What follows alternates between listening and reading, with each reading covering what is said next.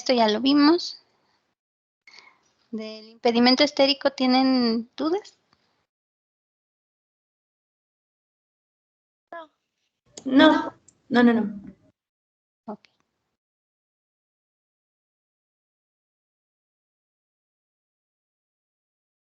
Esta ya la vimos. Me parece que estábamos acá, perdón, discutiendo, ¿no? De quién es más estable, si el sustrato o el producto. ¿Quién es más estable? El producto, ¿no? No, creo que era el sustrato. Era el sustrato. Era el sustrato, ¿por qué? Porque el sustrato tenía un enlace sigma nada más y es más fuerte que... Bueno, es más fuerte que el enlace pi, ya que es una unión como directa, por así decirlo. Hay un mejor traslape de los orbitales. Exacto. Entonces aquí vamos a revisar qué tiene el sustrato. En su sustrato, digamos este carbono y este también, ¿tienen cuántos enlaces sigma? Este carbono, vean nada más este. 4. 4. 4. Bien. ¿Y este? También. 4. Bien. Muy bien. ¿Este carbono cuántos enlaces sigma tiene? 3. 3. 3 sigma y un pi. Y lo mismo el otro, ¿verdad? Entonces, ustedes la clase pasada me estaban diciendo que los enlaces pi son enlaces más débiles. Y son más débiles porque el traslape no es tan efectivo. Es un traslape lateral en lugar de un traslape frontal. Entonces, ese enlace suele ser más débil.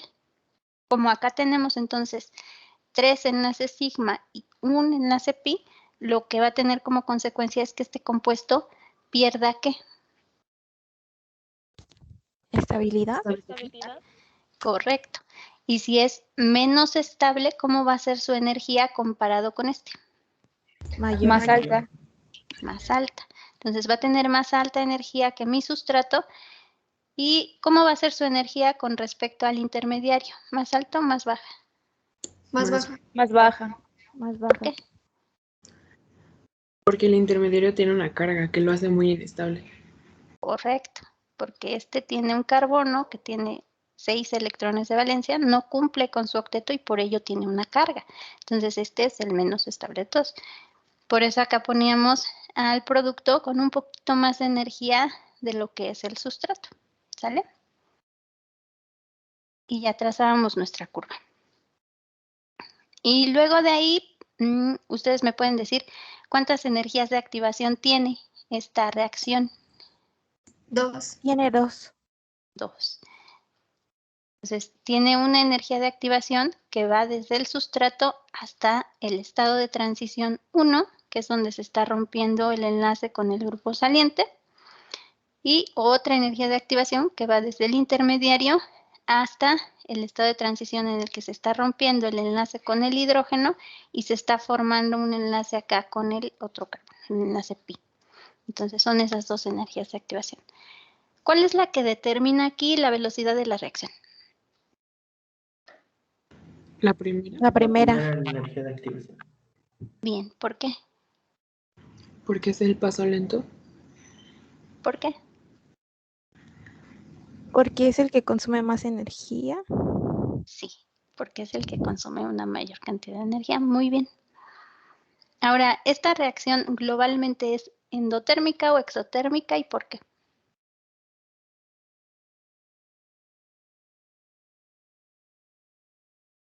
Es endotérmica, me parece, ¿no? ¿Por qué? Porque, o sea, vamos de un sustrato con menor energía a un producto con mayor energía. Exacto. Entonces, para llegar de aquí a acá, recordemos, el hecho de que una reacción sea globalmente endotérmica o exotérmica es una propiedad de estado. ¿Qué quiere decir eso? Que nada más depende del estado inicial y del estado final. Todo lo que pasa acá en medio no interesa para determinar si mi reacción fue globalmente endotérmica o exotérmica. Entonces decimos, si mi producto tiene más energía que mi sustrato, yo le tengo que dar energía al sistema, está consumiendo energía para que se pueda generar ese producto. y por ello mi reacción es endotérmica. ¿Sí, chicos? Sí, profa. Sí, profesora. Entonces, la rapidez de esta reacción, ¿cómo está definida? Depende de qué concentración. Del sustrato, ¿no? Del sustrato. Del sustrato. Entonces decimos que su rapidez depende de una constante de rapidez que se tiene que determinar experimentalmente para cada reacción que se realice, multiplicada por la concentración del sustrato. ¿Por qué nada más esta? Porque es la única que que está incluida en el paso lento de la reacción, ¿no? Exacto, es la única molécula que está participando en el paso lento, paso determinante de la velocidad. Por eso se dice que es una reacción de eliminación, porque estamos eliminando un hidrógeno y un grupo saliente, eso es eliminación, y es una eliminación unimolecular porque solo hay una molécula que está participando en el paso determinante o paso lento, y es una E1. ¿Sí, chicos? ¿Se acuerdan más o menos? Sí. Prueba una pregunta. ¿El hidrógeno ácido lo hace ácido el carbono alfa? Sí, lo hace ácido primero, desde este punto ya es ácido porque ese grupo saliente es un átomo o un grupo de átomos que tiene una mayor electronegatividad. Entonces esto genera aquí un dipolo. De modo que aquí el grupo saliente tiene una carga parcial negativa y este carbono tiene una carga parcial positiva. No sé si se acuerdan o si vieron en su curso pasado que cuando se da eso, existe un efecto que es el efecto inductivo, que quiere decir que no nada más este carbono va a sentir esa carga parcial positiva, o sea, siente que le quita densidad electrónica a este átomo o este grupo, queda deficiente de electrones y trata de compensarlo. ¿Cómo lo compensa? Con el de al lado. Este carbono que está aquí al lado también le dona hasta cierto punto determinada cantidad de densidad electrónica y este carbono de aquí también queda con una carga parcial positiva. A ver, es que no pinta este. Una carga parcial positiva. Más chiquita si quieren que la que está en rojo, pero todavía tiene esa carga parcial positiva. Y eso hace que entonces este hidrógeno también sea más positivo, o sea, sea más parecido a lo que es un protón. ¿Sí, chicos? ¿Más o menos o los confundí más? Sí, profe, muchas gracias. Por nada. Los demás, chicos. Sí, sí, entendí. ¿Sí lo puede repetir otra vez? Por Ajá. favor. Sí, claro que sí.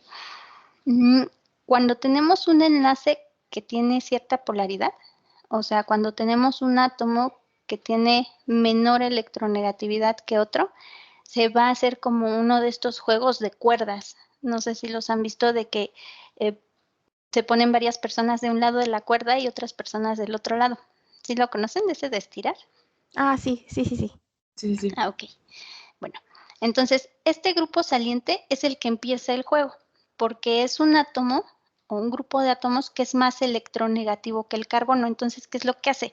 Que tira de esa cuerda, tira de esa nube electrónica, de ese enlace, con más fuerza que los demás.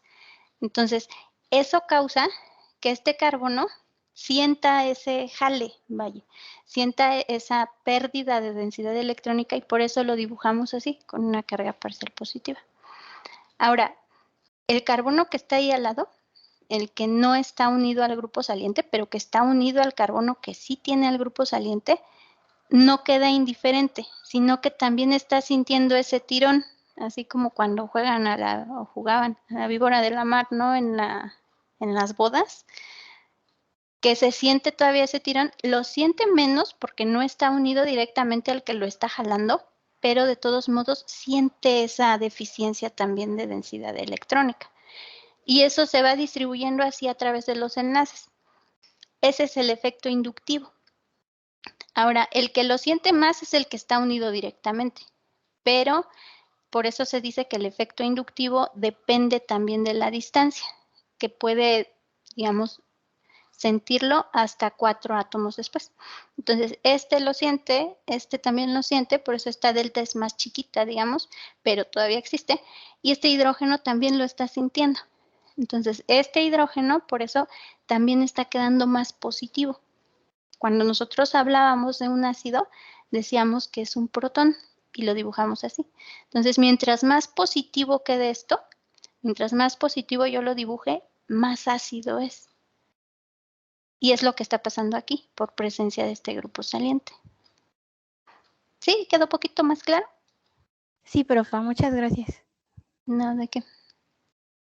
¿Alguna otra duda, chicos?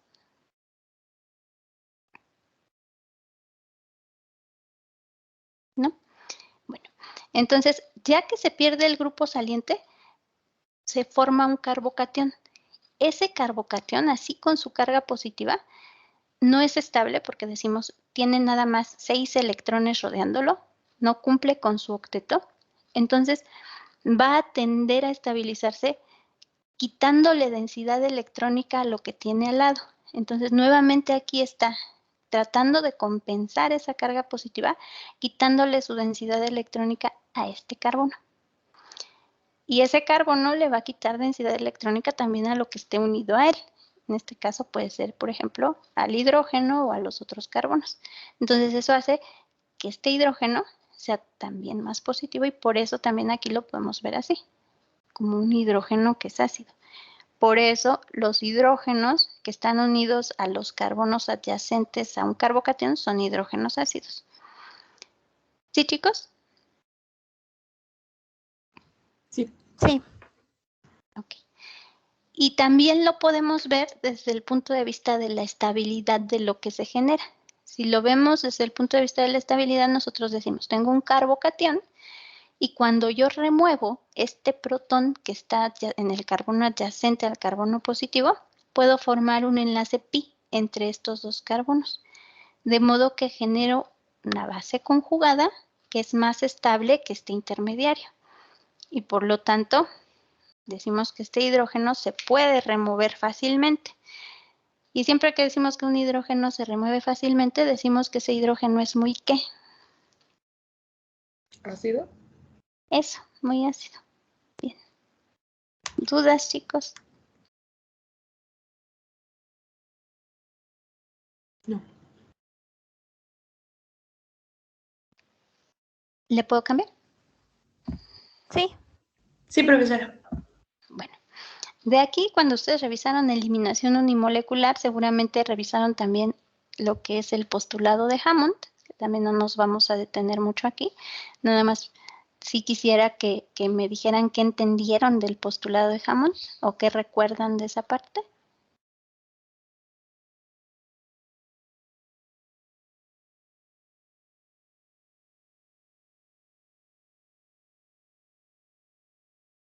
¿Qué se acuerdan del postulado de Hammond?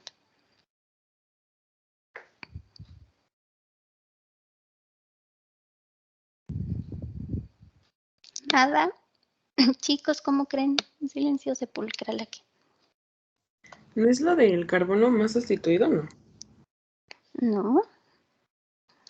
A ver, vamos a Bueno, en regresar este un poco. caso es importante, bueno, debido a que postulado de Hammond establece que la estructura de transición se parecerá a la estructura estable más cercana. Entonces aquí es importante porque tenemos la formación de un carbocatión y ese carbocatión tiene que ser estable para que el estado de transición formado anteriormente también sea estable, ya que como es una especie hipotética que no puede ser aislada, se parecerá más a nuestro carbocatión en ese caso formado. Exacto, muy bien, chico. Daniel, ¿verdad? Sí. Ok. Como que me acuerdo más o menos todavía de sus voces. Ya de los demás me voy a ir también aprendiendo sus voces, no se preocupen. Sí, chicos, ¿sí se acuerdan más o menos? ¿Sí quedó claro la explicación que les dio su compañero? Sí, sí, sí. sí, Entonces decimos, cuando tenemos aquí nuestro diagrama, todas las especies que están aquí, por ejemplo, el sustrato, el producto y el intermediario, son especies que sí se pueden aislar, pero este estado de transición no. tampoco este estado de transición. Ningún estado de transición es aislable. Si yo quiero que mi reacción sea más rápida, lo que tendría que hacer sería ¿qué? Hacer que esta energía sea más ¿qué? Corta. Ajá, sea más pequeñita, sea más chiquita, no sea más corta.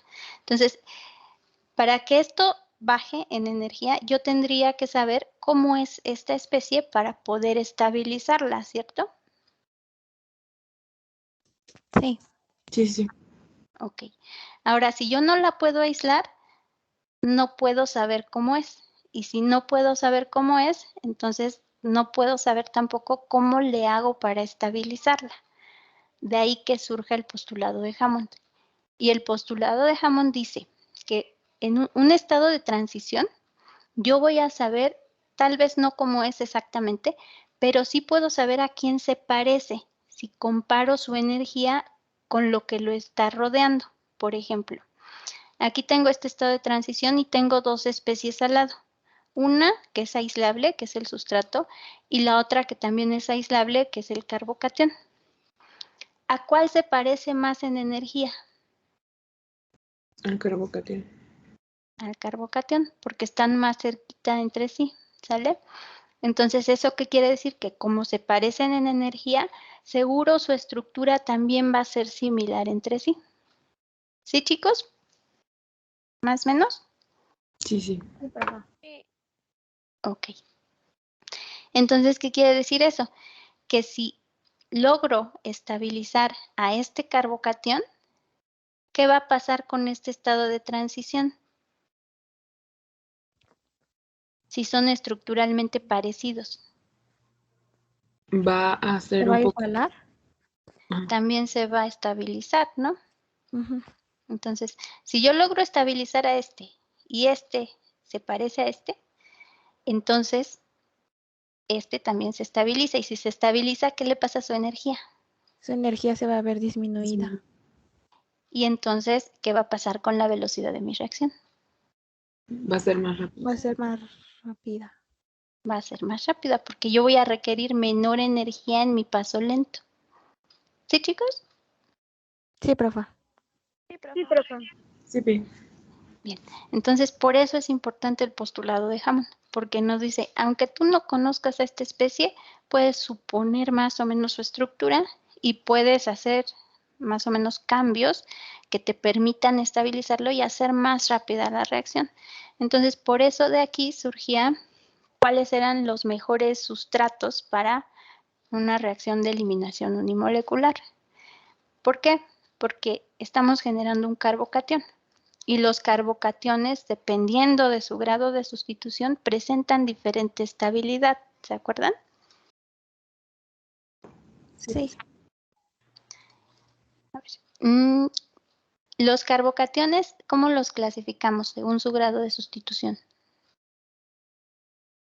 Primarios, secundarios y terciarios. Y creo que de metilo, ¿no? Exacto. De todos esos, ¿cuál es el más estable? El terciario. Los terciarios, ¿verdad? Entonces, ¿qué quiere decir? Que si yo tengo la formación de un carbocatión terciario, su energía va a ser menor aquí que si tengo la de un primario, por ejemplo, que estaría más acá, su energía. De modo que esos sustratos que me generen un carbocatión terciario van a ser los mejores sustratos para mi reacción, porque van a hacer que esa reacción sea un poquillo más rápida. ¿Sí, chicos? Sí, profa. Sí, Pi. ¿Más o menos se acuerdan? Sí, Sí. profe. Sí. Bueno, esta reacción sigue un principio que se llama el principio de reversibilidad microscópica. ¿Eso qué quiere decir? Que la reacción puede ir en el sentido de la formación del alqueno o puede ir al revés. Puede pasar del alqueno a la formación de un sustrato que tenga, o de un producto, en este caso, como va a ser ahora el sustrato, la formación de un producto que tenga puros enlaces sigma. Y esas reacciones son las reacciones opuestas a las eliminaciones que se llaman adiciones electrofílicas en este caso particular, que vamos a revisar más a detalle un poquito cuando terminemos ahorita esta parte de síntesis de alquenos y alquinos. ¿Hasta aquí dudas, chicos? No. Bueno, yo sí. Dígame. En el postulado, o sea que, por ejemplo, cuando lo vamos a estabilizar tenemos que ver que tenga una estructura similar para poder hacerlo. A ver cómo. Ajá, porque usted mencionó algo de que en energía y en estructura se tienen que igualar. No, no Pero, se igualan. bueno, no Mire. igualar, sino buscar una similitud entre ambas, ya estructuralmente. Bueno, yo lo entendí así, no sé, a lo mejor me equivoqué. A lo mejor yo no me expliqué, no se preocupe. Le Perdón. explico nuevamente, no se preocupe, no Ok, pasa nada. sí. Gracias.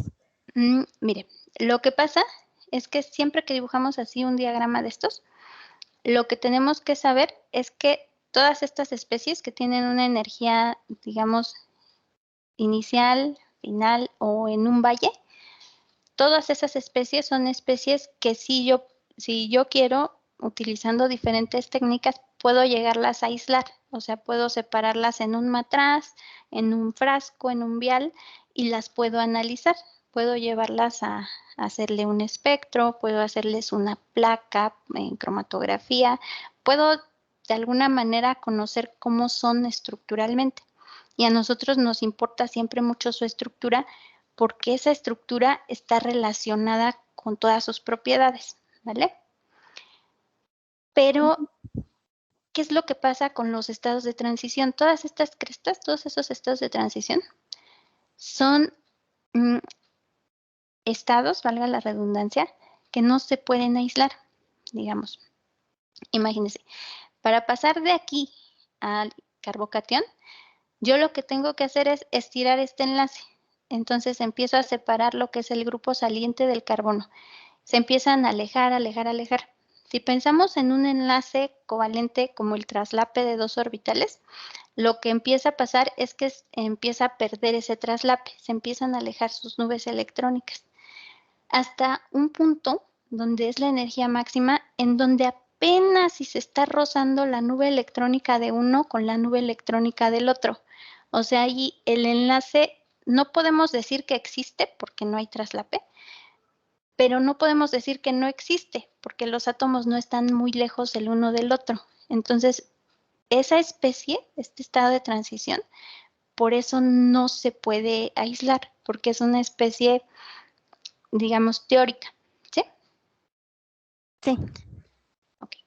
Entonces, si yo quisiera que mi reacción fuera un tanto más rápida, considerando que la energía que está determinando la velocidad de la reacción es la energía que tengo aquí, la que permite la formación de este estado de transición, yo tendría que pensar en que esto tuviera menos energía. Vamos a ponerlo. Yo tendría que pensar en que eso se hiciera más chiquito, que se hiciera así. ¿Sale? Si la energía de activación es más chiquita, la velocidad se hace más rápida mi reacción. Para que esto sea así más chiquito, ¿yo qué tengo que hacer con esta molécula, con ese estado de transición, perdón?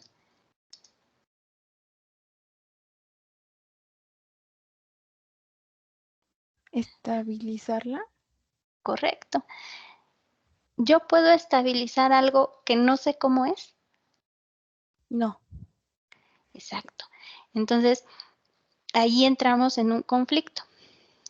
¿Qué es lo que va a pasar? Que como yo no sé cómo es esta especie, tengo que imaginarme de algún modo cómo es. La forma en la que me lo puedo imaginar es con ese postulado.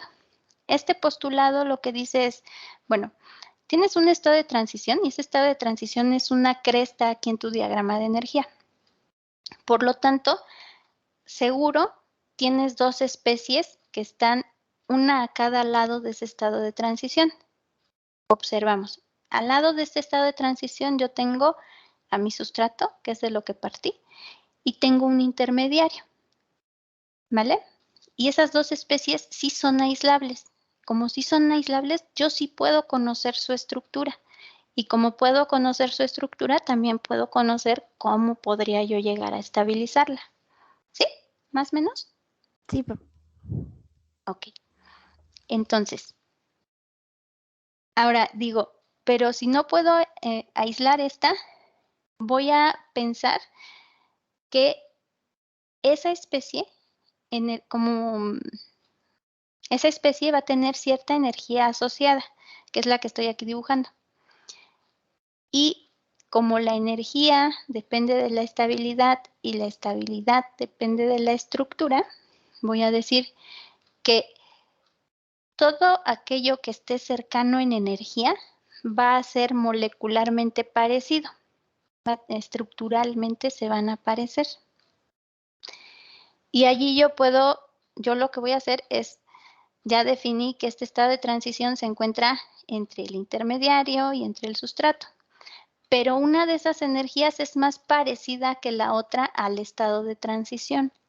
En este caso, ¿cuál es la que se le parece más? El intermediario. Correcto.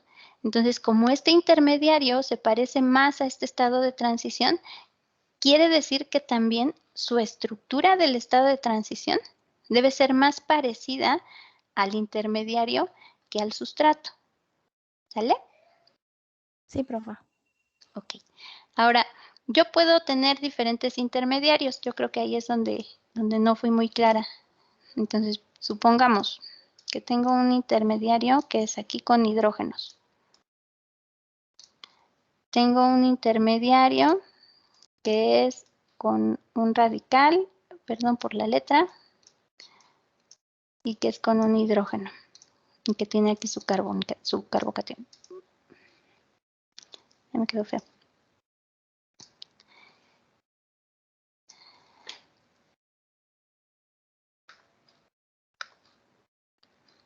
Entonces aquí tendría su carbocatión y tendría su otro radical. Vamos a ponerle aquí nada más radical, que sería todo lo que tiene dibujado el otro.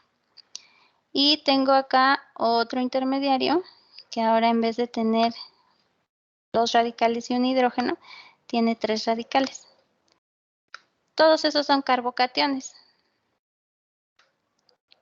pero tienen diferente que cada uno de ellos tiene un grado de sustitución distinto, ¿sí? Sí. Entonces yo los puedo clasificar y digo que el que está hasta arriba, vamos a ponerle este, el de acá, que le puse 2 hidrógenos, es un carbocatión ¿de qué tipo?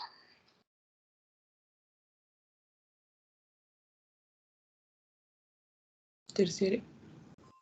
Si le puse 2 hidrógenos aquí y acá. Ah, primario. Es Entonces, primario, ¿no? Exacto, este es primario. El que puse ahí abajito, que ya nada más le quedó un hidrógeno. Secundario. Secundario. Y el de hasta abajito Es el terciario.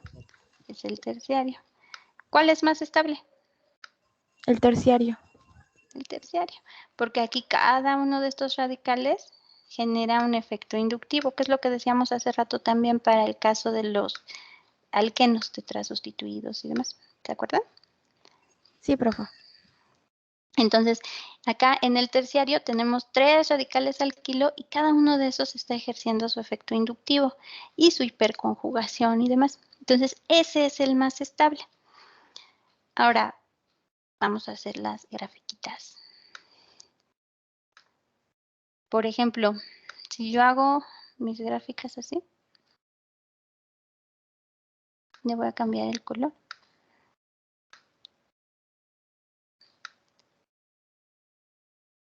¿Cuál de esas representa al carbocatión primario, cuál al secundario y cuál al terciario? ¿En qué color están?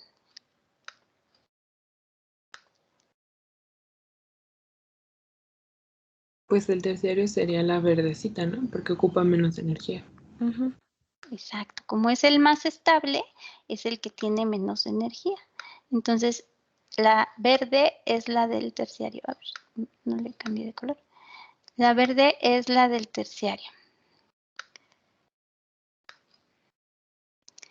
La amarilla.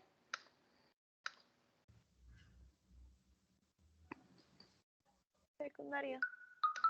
La del secundario, porque es el que sigue ahí en energía. Y la azul. Del primario. Del primario, porque ese es el que me cuesta a mí más trabajo sintetizar porque es el menos estable de todos. ¿Sale? Entonces, ¿cuál de esas reacciones se lleva a cabo más rápido? La terciaria, ¿no? La terciaria. Entonces, eso quiere decir que mi sustrato, si es terciario, va a requerir menos energía de activación en este paso. Ahora, yo nunca conocí a esta especie. Yo lo que conocí fue al carbocatión. Y yo sabía que el carbocatión tenía diferentes estabilidades dependiendo de su grado de sustitución. Cuando estabilicé ese carbocatión, estabilicé a esta especie. Y al estabilizarla, le bajé la energía y favorecí mi reacción. ¿Sí quedó poquito más claro? Sí, ya. Ya, es que me confundí. Sí, muchas gracias. No, de que siempre que tengan dudas, díganme, no pasa nada. ¿Vale? ¿Dudas, chicos? No. No. No, profa. Ok. Entonces, esta era la reacción de eliminación unimolecular. Generamos un alqueno y tiene diferentes características. Ahorita vamos a verlas todas en un resumen. Pero una de ellas es el sustrato. El mejor sustrato para una E1 es el sustrato terciario, luego el secundario y luego el primario. ¿Por qué? Por la estabilidad de los carbocationes que podemos llegar a formar. Bueno. En la eliminación bimolecular, ¿cómo va el mecanismo? Es concertado, ¿no? Exacto. ¿Qué quiere decir eso? Que no hay formación de un carbocatión. Ajá. Ajá, no hay formación del carbocatión y todo está ocurriendo al mismo tiempo. ¿Sale? ¿Cómo va?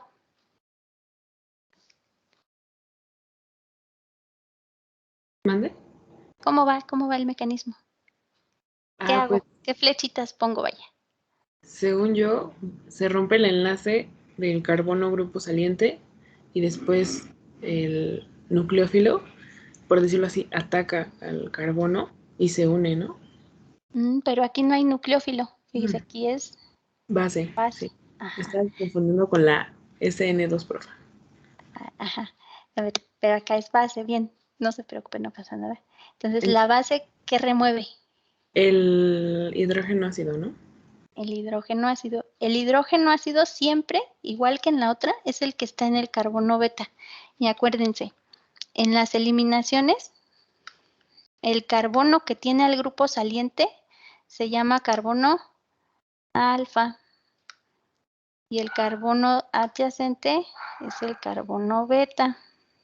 Entonces, el hidrógeno ácido siempre es el hidrógeno en el carbono beta. ¿Por qué? Por lo que veíamos, por este efecto inductivo que se da con ese grupo saliente, que es un átomo, un grupo de átomos más electronegativo que el carbono. Entonces, es lo mismo que hablábamos de la cuerda. ¿Sí, chicos? Entonces, ¿la base remueve a quién? Hidrógeno ácido. Al hidrógeno ácido, al hidrógeno beta, y al mismo tiempo, ¿qué pasa? Se rompe el enlace carbono grupo saliente. Antes. Se da el doble enlace. Ajá. Entonces, rompo bueno, la base sustrae al protón y entonces este par de electrones tiene que quedarse en algún lado. ¿Con quién se queda? ¿Con el carbono o con el hidrógeno? Con el carbono, ¿no? Con el carbono. Con el carbono. Y ese carbono utiliza ese par de electrones para formar ¿a quién? Al enlace pi. Al enlace pi, sí, ¿no? Al doble. Exacto, al enlace pi. Y eso va a ocasionar que ahora este carbono tenga ¿cuántos enlaces? Y yo formo aquí otro. 5. ¿Se puede? No. No. Uno se tiene que romper. ¿Cuál se rompe? El del grupo saliente. El del grupo saliente. Porque el grupo saliente es una especie que es estable cuando se elimina. Es una base débil. ¿Sí se acuerdan más o menos? Sí. Sí. Entonces aquí todo pasa al mismo tiempo. Una cuestión aquí que no sé si alguna vez les dije o si les dijeron sus profesores. es cuando les dan una reacción y ya les dan el sustrato y les dan el producto y quieren más o menos acordarse del mecanismo, fíjense en dónde están y fíjense a dónde quieren llegar. Es lo más sencillo. Entonces, empezábamos aquí y también acuérdense, las reacciones que suelen ocurrir primero, porque son reacciones exotérmicas y son por ello reacciones favorables, son las reacciones ácido-base. Entonces, si tengo un catalizador base o un catalizador ácido, tengo que considerar que ese es el primero que va a actuar. Por ejemplo, aquí que tengo una base, tengo que pensar, la primera reacción que va a ocurrir es una reacción de transferencia de protón. O sea, tengo que quitarle con esa base el protón a alguna parte de mi molécula. ¿Cuál protón? Al que sea más ácido. En este caso es el protón del carbono beta. ¿Sí, chicos? Ya iremos practicando eso. ¿Dudas? No, profa. No, profesora. No. Ok. A ver, entonces vamos a ver cómo sería el diagrama de energía aquí.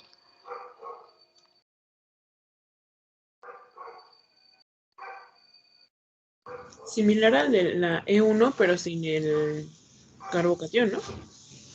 Exacto, sin el carbocatión. O sea, ¿tiene intermediario? ¿O sin No. intermediario?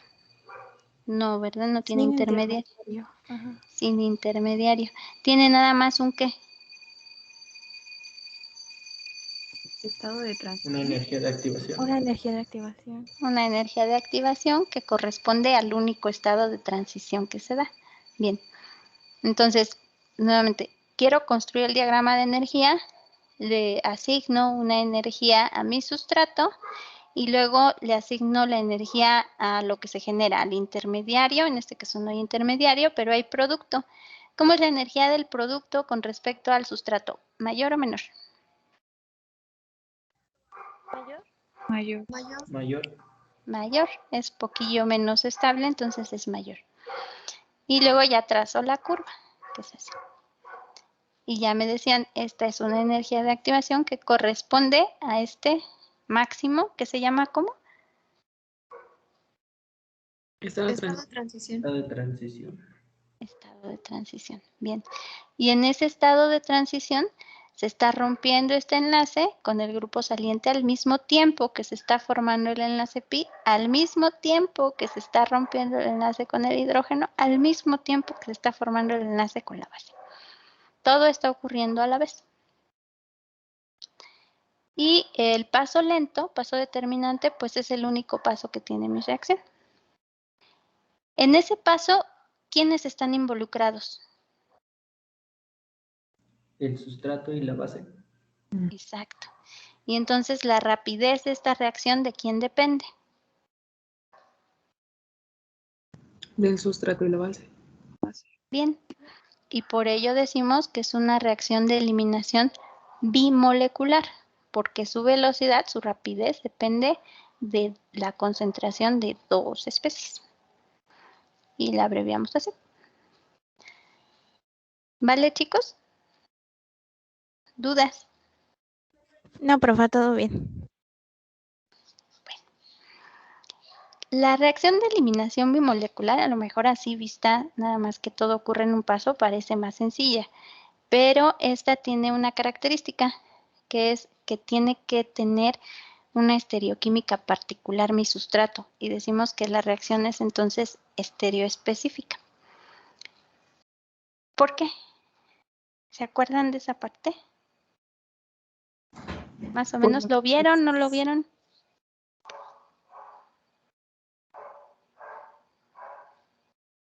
No es para que no haya como choque entre el grupo saliente y la base. Entonces tiene una posición anti entre el grupo, el grupo saliente y el hidrógeno ácido. Sí, bien. Es por eso y por otra razón. Sí, muy bien. Entonces, eso de que sea estereoespecífica quiere decir que mi sustrato tiene que adoptar cierta disposición tridimensional en el espacio para que ocurra la reacción. y dependiendo de si mi sustrato adopta esa conformación tridimensional, cómo adopta esa conformación va a determinar cómo va a ser mi producto. Entonces, ese requisito es un requisito estereoelectrónico, es un requisito tridimensional, de ahí el estéreo, y electrónico porque depende de los electrones y de sus orbitales, cómo se acomodan, digamos. Y acá decimos que para que ocurra la E2, mis orbitales tienen que estar todos en el mismo plano. Que estén en el mismo plano se dice en química que estén coplanares o que estén casi en el mismo plano se dice que estén periplanares. ¿Cuáles son los que más me van a interesar? Los que están participando en la reacción, que son el enlace entre el carbono y el grupo saliente, entre los dos carbonos que van a hacer ahora el alqueno y el carbono y el hidrógeno que se va a eliminar. Y existen dos formas en las que tenemos esa característica, que sean coplanares, que es esta es anti, que está uno del lado opuesto del otro, y la otra que es la sin, que es que ambos, el hidrógeno y el grupo saliente, están del mismo lado. ¿Se acuerdan por qué es importante que estén así, en el mismo plano, coplanares?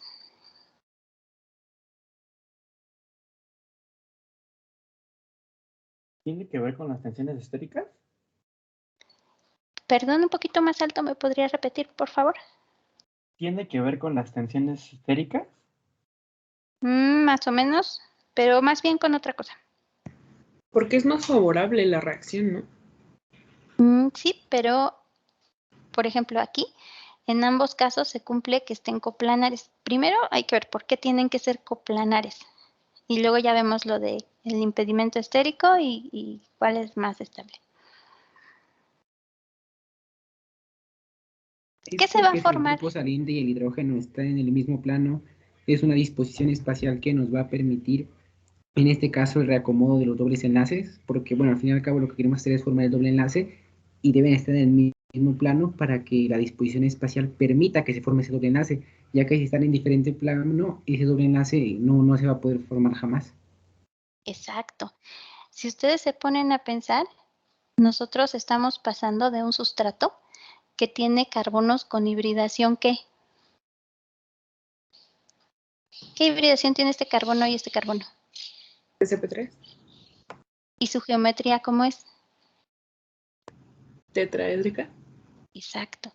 Y vamos a generar un producto en donde estos carbonos ¿qué hibridación tienen? sp2. ¿Y qué geometría tienen? Trigonal plana. Trigonal plana. Para que eso ocurra, entonces yo estoy convirtiendo mis orbitales sp3 en orbitales sp2 y aparte uno de esos orbitales se tiene que convertir, lo regreso un poco, mucho tal vez. Perdón, un poquito de paciencia, son muchas animaciones. Por ejemplo, acá, si vemos al alqueno, sus enlaces sigma son traslapes así, traslapes frontales. Pero para que sea un alqueno tiene que tener un enlace pi. Y ese enlace pi se da por el traslape lateral de esos orbitales p. ¿Qué quiere decir? Que si yo estoy pasando de un carbono que tiene puros orbitales sp3, tengo que cambiar la hibridación de ese carbono para que esos orbitales sp3 se conviertan en 3 orbitales sp2 y en un orbital p puro. Y ese orbital p puro tiene que tener una disposición tal que permita el traslape frontal, que permita que se puedan generar el enlace pi por este traslape, ¿sale? Entonces ustedes ya me dijeron, estos carbonos tienen geometría trigonal plana, es decir, se encuentran todos estos elementos en el mismo plano. De ahí que desde que está acomodándose mi sustrato para que ocurra la reacción, tenga que adoptar esa característica, tenga que acomodarse de un modo tal que todo se encuentre en el mismo plano para que se pueda dar el traslape de orbitales que genere el enlace pi y también para que me quede mi producto con la geometría y con la hibridación adecuada. ¿Sí, chicos? ¿Más o menos? Sí, podríamos decir que es como regioselectividad.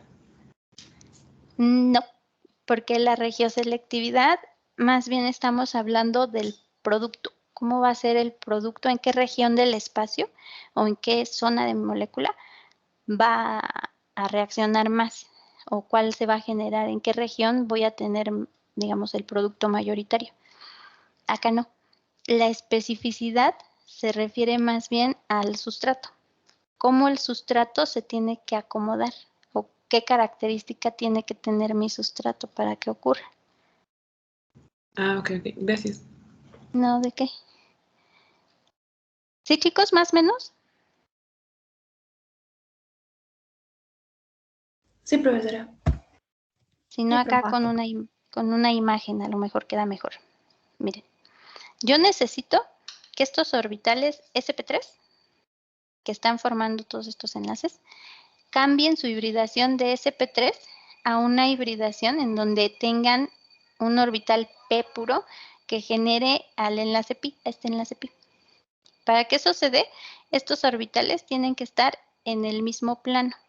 Por eso tiene que ser una conformación coplanar o casi planar, que es el periplanar. Ahora, esa conformación hay dos formas en que se puede adoptar. Una en donde estén del mismo lado el grupo saliente y el hidrógeno y otra donde estén de lados opuestos. Y ahí eso sí me lo explicaron bien. La anti es la más estable porque hay menos impedimento estérico. Tanto entre el grupo saliente y el hidrógeno como entre la base que está acercándose para sustraer al protón y el grupo saliente que se está eliminando. Al final este grupo saliente se lleva el par de electrones. Entonces aquí tendríamos un momento en que dos especies con carga negativa quedan cerca. En la sin, en la anti no. En la anti no hay ninguna interacción de ese tipo y por eso esta va a ser la conformación favorecida. ¿Sí, chicos? ¿Más o menos? Sí, profa. Ustedes me dicen si voy muy rápido o si tienen dudas. No se queden con dudas. Bueno, entonces, eso también lo podemos dibujar con estas representaciones, proyecciones. ¿Cómo se llaman estas proyecciones?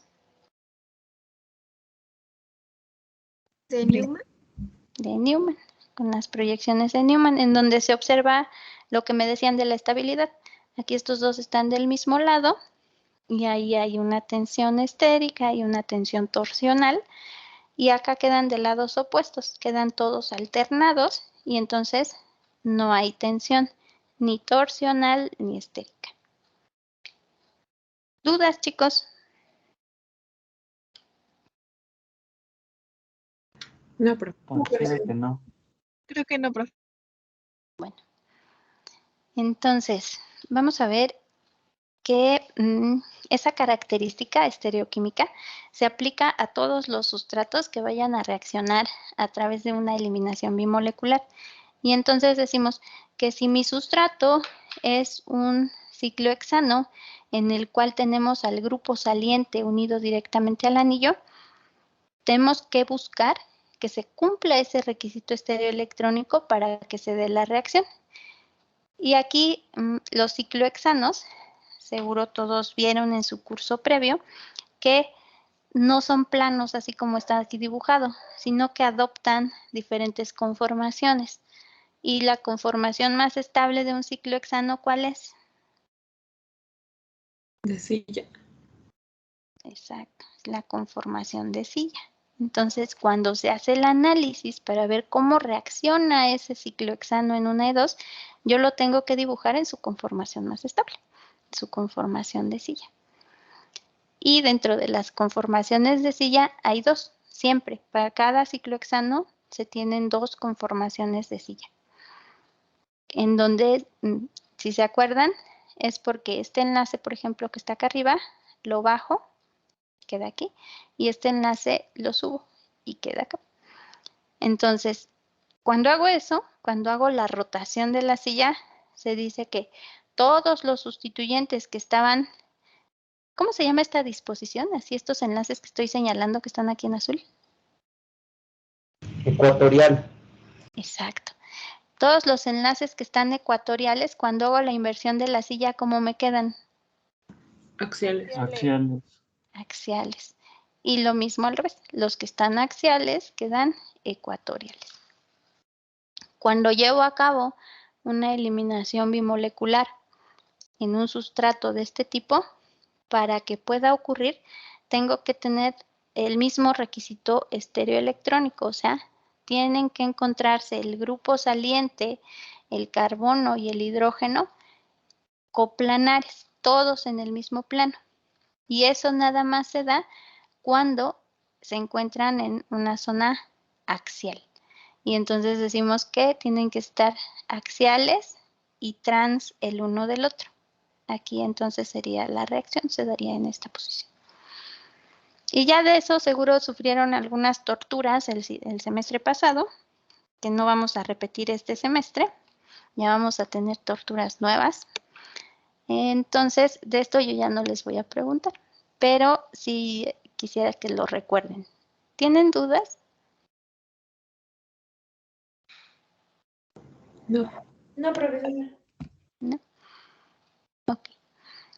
Bueno, otra cosa que también es importante que recuerden es que siempre que se habla de las eliminaciones, se dice que están en competencia ¿con quién? Con las SN, las sustituciones, ¿no? Nucleofílicas. Eso, con las sustituciones nucleofílicas. Pero había maneras en las cuales yo podía obtener el producto de eliminación, que es lo que ahorita nos interesa, obtener alquenos, en lugar del producto de la sustitución. ¿Cómo se le hacía?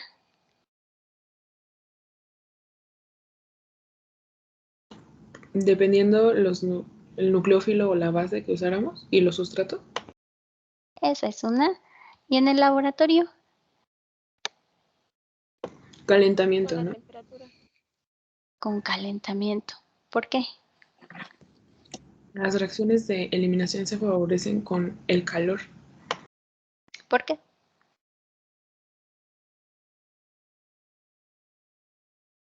Sí, es cierto. ¿Por qué?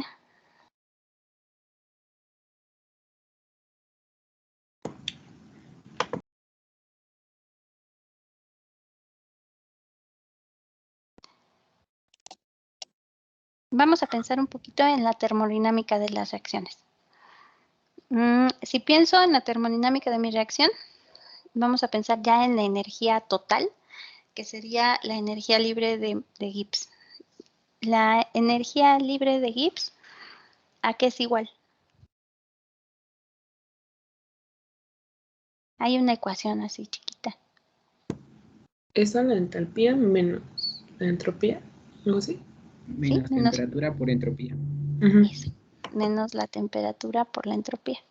Entonces, en todas las reacciones se va a cumplir esto, que la energía toda de mi sistema, toda la energía libre de Gibbs de mi sistema, va a ser igual a la entalpía menos la temperatura por la entropía. Vamos a ver qué pasa aquí. Cuando tengo mi reacción, en un inicio tengo al sustrato y tengo a la base. Esos son dos moléculas. Independientemente de si es E1 o SN1, yo parto de un sustrato con una base, ¿cierto? Sí. Entonces siempre son ahí dos moléculas. Cuando genero al producto, aparte estoy liberando a mi grupo saliente y aparte estoy generando al ácido conjugado de la base que utilicé para realizar mi reacción. ¿Cuántas moléculas me quedan acá al final? 3. 3, así, pero muy seguros, chicos. Entonces, partimos de 2 moléculas y formamos 3 moléculas, ¿sí? ¿Qué pasó ahí con la entropía? ¿Disminuye o aumenta?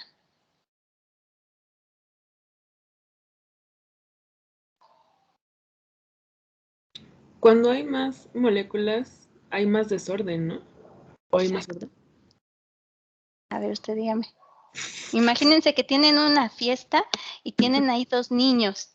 Y luego de esos 2 niños pasa un rato y de repente ya son 3 niños. ¿Dónde hay más desorden? No, pues con 3 niños. Igual acá. Más moléculas, más desorden. Entonces, ¿qué pasó con mi entropía? Aumenta. Entonces, esta reacción de eliminación está aumentando la entropía de mi sistema. Ahora, ¿cómo quiero yo que sea este delta G para decir que la reacción está procediendo en el sentido que está aquí indicado? ¿Positiva o negativo? Positiva, ¿no? No.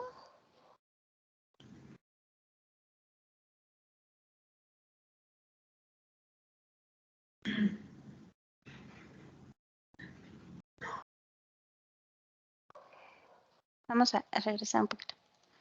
No pasa nada, no se preocupen. No me enojo tan fácil. Vamos a ponerle energías aquí. Vamos a decir que esto es delta G. Vamos a ponerle aquí que esto, bueno, no es delta, vamos a ponerle G. Y vamos a asignarle aquí numeritos. Digamos, ese es el sustrato. Digamos, este es el producto. Este es mi sustrato. Este es mi producto. Allí en este caso, ¿quién tiene mayor energía? Ya me dijeron, el producto tiene mayor energía, el producto es el menos estable. Vamos a ponerle números. ¿Qué número les gusta para el sustrato? 7. 7. ¿Y al producto qué número le ponemos? 9. 9. Si yo quiero saber cuánto es el delta G, ¿qué hago? Delta G es igual a la energía de quién menos la energía de quién. Productos menos reactivos. Exacto, es la energía de los productos menos la energía de los reactivos. En este caso me habían dicho que esta reacción es endotérmica o exotérmica.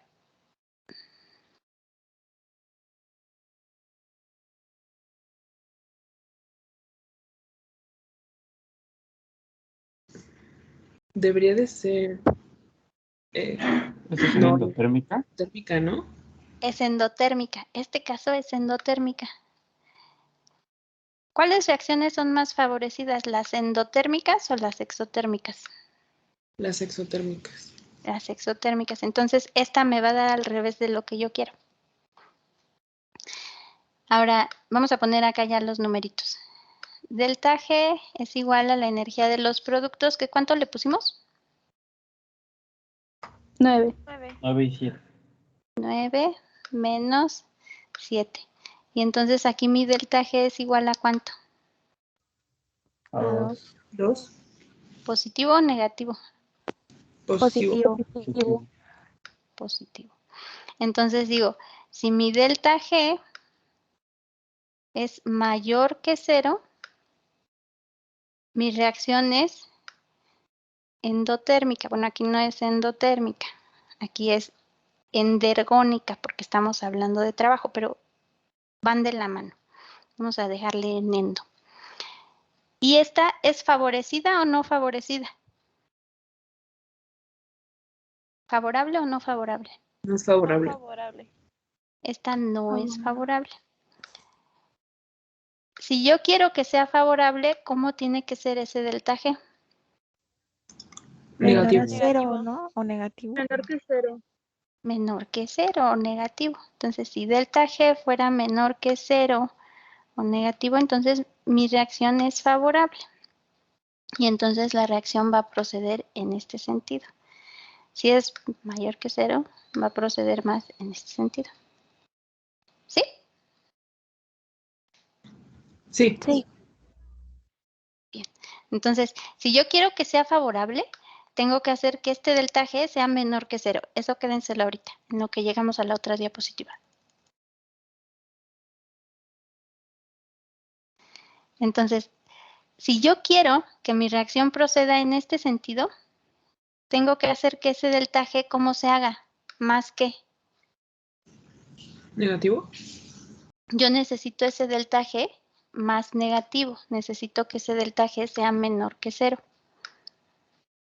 Ya me dijeron, aquí está aumentando la entropía.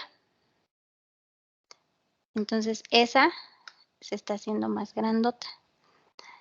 ¿qué pasa si yo aumento la temperatura? ¿Cómo se hace esta cantidad? Se va a hacer más grande. Más Y como negativa. tiene el signo negativo, pues va a dar negativo. Exacto. Estoy haciendo que todo este término se haga más negativo y al hacer todo esto más negativo, estoy haciendo que mi reacción se haga con una energía libre más negativa y entonces la estoy favoreciendo en ese sentido. ¿Sí, chicos? Sí, profa. ¿Más o menos? Sí, todo bien. Wow. Bueno. ¿Cómo vamos? Todo bien. Todo bien. Bien, profesora. Muy bien. Entonces, por eso decimos que el calentamiento va a promover la formación del producto de eliminación. Ahorita no sé si se acuerden porque, vaya, estamos en una situación complicada en donde no han hecho prácticas de laboratorio, pero no sé si haya alguien a quien le haya tocado exponer la síntesis de ciclohexeno.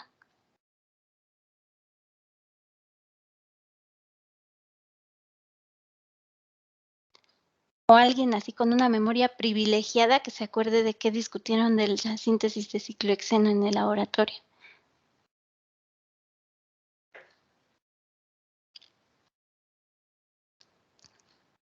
¿No? Bueno, no importa. Entonces, allí en la síntesis de ciclohexeno, ustedes decían, se hacía una destilación, se pone el ciclohexanol, se pone el ácido fosfórico y se monta un sistema de destilación fraccionada, perdón. Entonces, eso es con dos objetivos. Uno de esos, aumentar la temperatura de mi sistema para favorecer la reacción de eliminación sobre la reacción de sustitución. Y la otra es la que vamos a ver ahorita. Ahora, ya me dijeron que de esta no tienen dudas. Vamos a ver el siguiente punto, que es que esta reacción, decíamos, es una reacción reversible. Entonces, yo tengo mi flechita para allá y tengo también mi flechita que va para acá. Como yo quiero sintetizar al alqueno, pues tengo que favorecer esta flechita. Ya me dijeron, ¿cómo le hago? Pues aumento la temperatura, porque ese aumento en la temperatura, aunado al aumento que tengo en la entropía, va a hacer que mi delta G sea más negativo y mi reacción sea más favorable. Pero podemos hacer otra cosa, que esa ya es más práctica, que es aplicar el principio de Le Chatelier. A ver, les voy a borrar allí porque ya, si no, no se ve. Que es aplicar el principio de Le Chatelier. ¿Se acuerdan del principio de Le Chatelier? Es lo del equilibrio, ¿no? Exacto. Y entonces dice que si yo tengo una situación de equilibrio entre mis productos y mis reactivos, yo puedo de alguna forma o de varias formas desplazar ese equilibrio hacia donde yo quiera, ya sea hacia la formación de productos o hacia la formación de reactivos. ¿Sí se acuerdan más o menos? Sí, un poco. Ahorita lo checamos. Con una imagencilla que yo creo que funciona, pero si no funciona, todos nos me dicen. Entonces, ¿cómo aplico el principio de Le Chatelier? Pues tengo que observar cuáles son las propiedades físico-químicas tanto de los productos como de los reactivos que estoy generando. Vamos a ver acá. Ustedes me dijeron la sesión pasada que las eliminaciones las puedo yo clasificar como deshidrohalogenaciones o como deshidrataciones y que las deshidrohalogenaciones necesito un sustrato que tenga un halógeno, que las deshidrataciones necesito un sustrato que sea un alcohol y que en ambos casos voy a generar yo alquenos porque son eliminaciones las que estoy viendo. ¿Sale? Ahora, cada uno de estos compuestos que estoy dibujando tiene diferentes propiedades físico-químicas asociadas. Por ejemplo, Punto de fusión, de ebullición. exacto. ¿Por qué son diferentes en su punto de ebullición, por ejemplo? Creo que eso depende mucho de su estructura, ¿no? Ajá. Y entre estas estructuras, ¿qué tengo que observar? Que unas son más que otras. Unas polares que otras, sus interacciones Más. intermoleculares. Ajá. Exacto. Justo. Tienen que ver que unas son más polares y otras tienen interacciones intermoleculares que les permiten también comportarse de una forma más diferente. Entonces, dentro de esas que están ahí dibujadas, ¿quién es la más polar?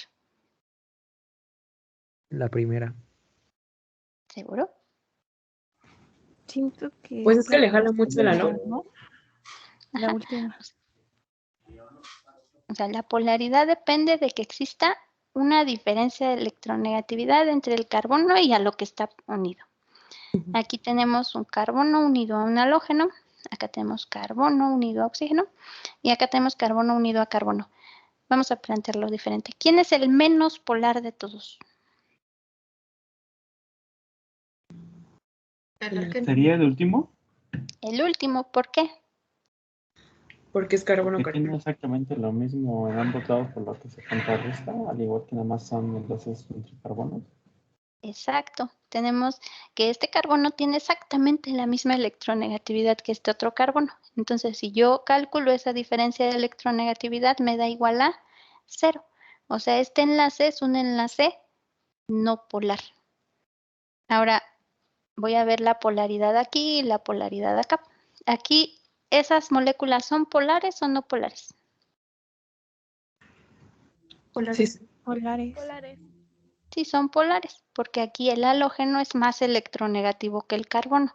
Entonces, allí la diferencia de electronegatividad es mayor de 0. Y lo mismo acá, entre el oxígeno y el carbono.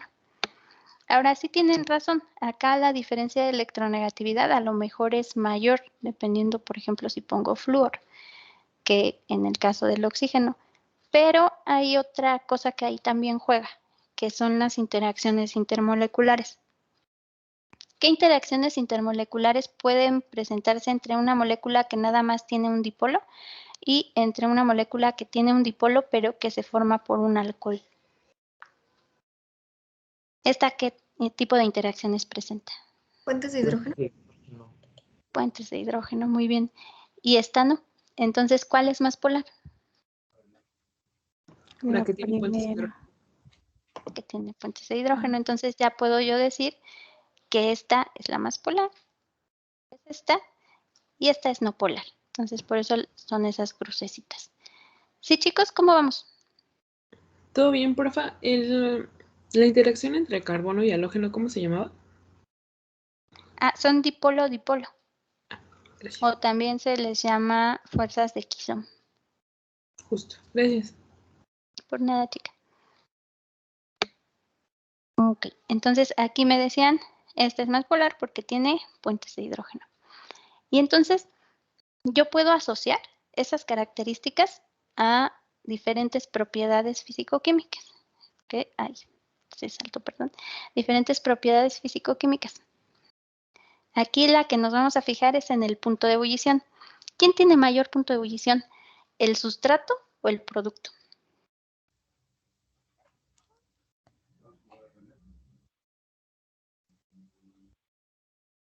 ¿Que tiene mayor punto de ebullición? Ajá. El sustrato, ¿no? El sustrato. El sustrato, porque sus interacciones intermoleculares son más intensas, ¿sí? Entonces estos tienen mayor punto de ebullición. Y este que tiene una polaridad bajita y que nada más tiene interacciones intermoleculares débiles de tipo fuerzas de dispersión de London, ¿cómo va a ser su punto de ebullición? Bajo. Bajo, más chiquito. Vamos a ponerle aquí menor punto de ebullición. Y entonces yo puedo hacer algo allí, que es irlos separando conforme se vaya formando mi producto. ¿Qué proceso o qué método de separación se asocia a los puntos de ebullición de los compuestos? Destilación. La destilación. Y entonces por eso cuando se hacía la práctica de ciclohexeno se realizaba una destilación. Entonces nosotros tenemos un sustrato que se va convirtiendo en un producto y la reacción está en un inicio en equilibrio. Entonces vamos a ponerlo así. Se coloca en una destilación, de modo que empiezo a calentar y aquí como está en equilibrio, tenemos igual cantidad de sustrato, que son las bolitas azules. Si quieren ahí cuéntenlas, son 5, 1, 2, 3, 4 y 5. Y 5 bolitas rojas, 1, 2, 3, 4, 5. Si yo no caliento, si lo dejo nada más así, van a quedarse en equilibrio. Si yo empiezo a calentar, entonces voy a alcanzar el punto de ebullición de ¿quién? El sustrato. A ver, fíjense, ¿de cuál alcanzo primero el punto de ebullición? Voy calentando así poquito a poquito. Del producto, ¿no? Del producto. Exacto. Y entonces cuando alcanzo su punto de ebullición, ¿qué le pasa? Cambia de estado de agregación. Cambia de estado, ajá. ¿A qué estado? Gaseoso. A vapor. Gaseoso, a vapor.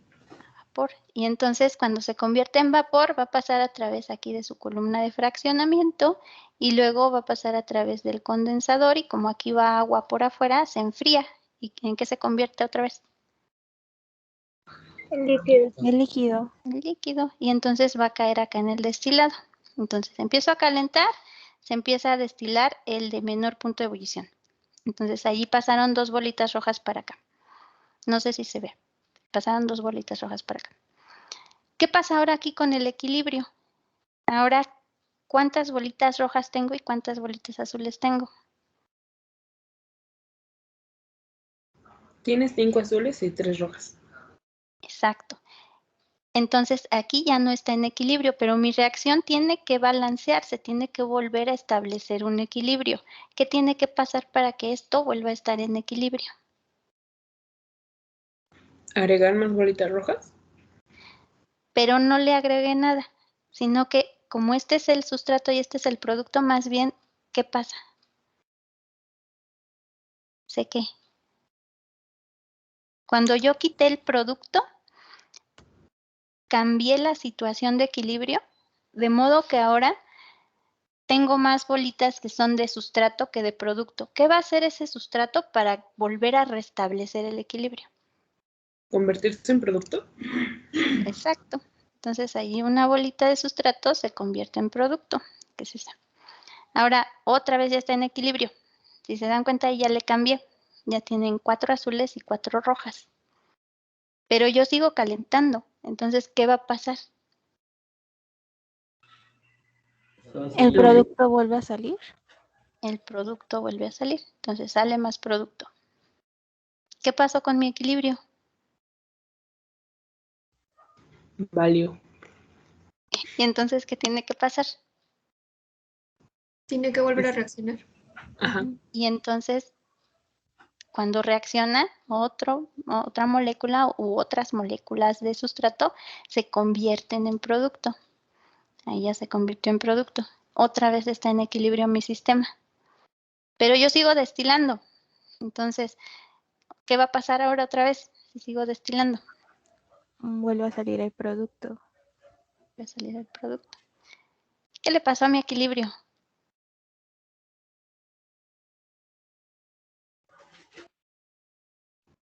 Otra vez ya no está en equilibrio. ¿Qué tengo que hacer? Volver a convertir el sustrato en producto. Ya se convierte el sustrato en producto. Pero yo sigo destilando, yo no paro mi destilación. Y entonces, ¿qué pasó allí? Ya nada más tengo sustrato.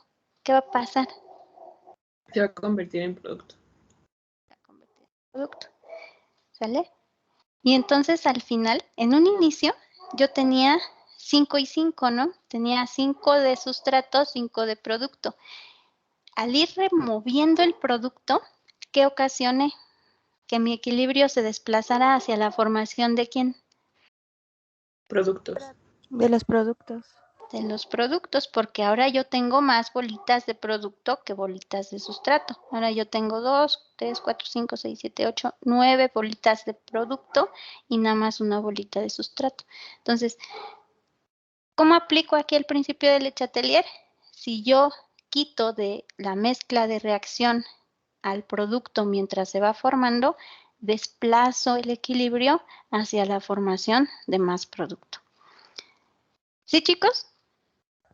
Sí, profa. Pipi. ¿Dudas? No, todo bien. Ese principio de Le Chatelier, este tipo de sistemas que ponemos destilaciones y que vamos desplazando el equilibrio, quitando el producto, ustedes lo van a ver en el laboratorio. A lo mejor no realizamos la práctica, pero sí lo van a revisar en el laboratorio. En la práctica de... Déjenme pensar. la desterificación de Fischer, en la síntesis de acetato de isoamilo. Allí lo que van quitando es agua. El agua es un subproducto de la reacción, o sea, es uno de los bolitas rojas, digamos, y se va convirtiendo, lo van destilando, la van quitando y van desplazando hacia el equilibrio, hacia la formación de más producto. Eso se los van a preguntar en el laboratorio a los que les toque esa práctica. Bueno, ¿dudas?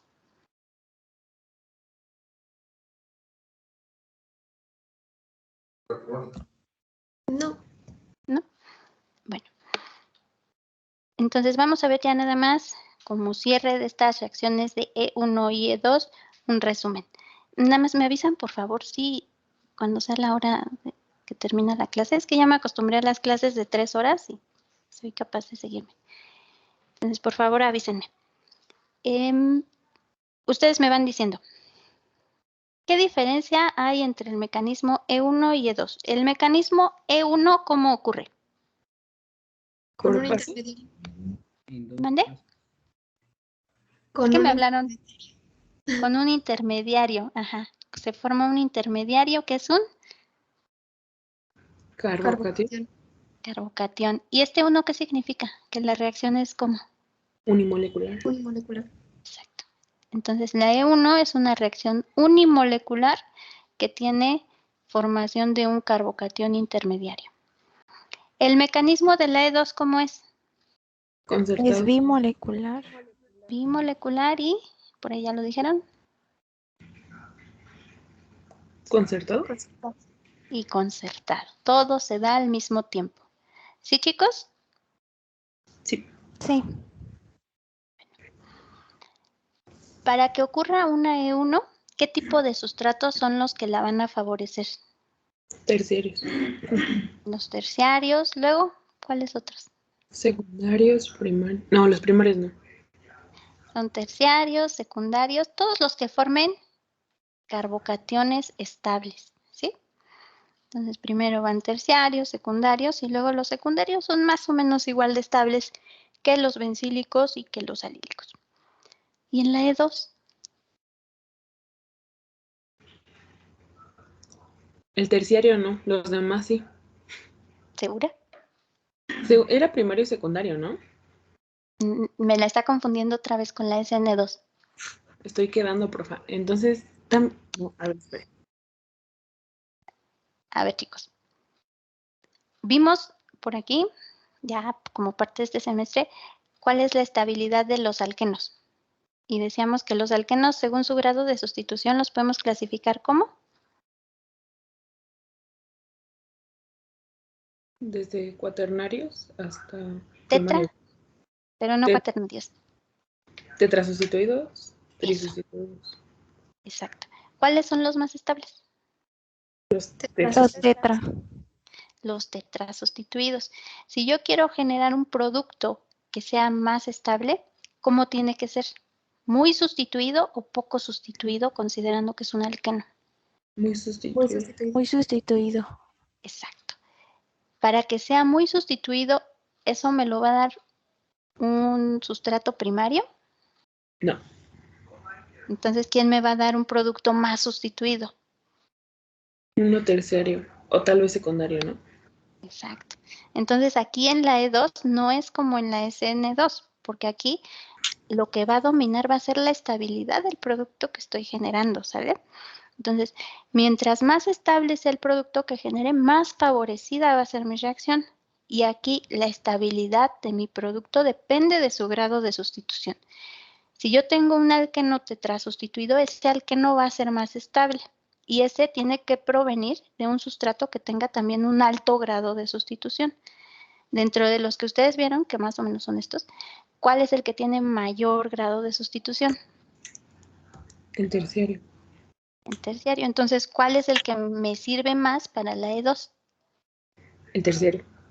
El terciario. Y entonces, Profa, aquí, pero también perdón. dígame. También depende de el disolvente, ¿no? Y si está en medio ácido y todo eso.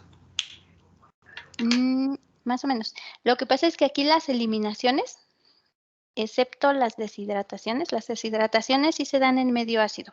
Y esas van por E1 la mayoría, a menos que el sustrato sea primario. Entonces esa sí va por E2.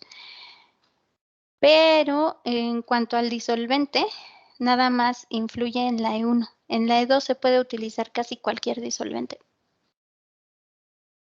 Ah, ok. Gracias. No, ¿de qué, chica? Y ahorita vamos a llegar a ese punto. ¿Sí, chicos? ¿Más o menos? Sí. Profesora. ¿Más o menos se acuerdan? Sí. Esto nada más lo estamos viendo así como muy por encimita porque no se los voy a preguntar porque ya no es parte de este curso, nada más es un repaso. Si fuera para preguntárselo sí lo veríamos más a profundidad, pero no es el punto del curso. Ahora, el grupo saliente, ¿cómo tiene que ser para la E1?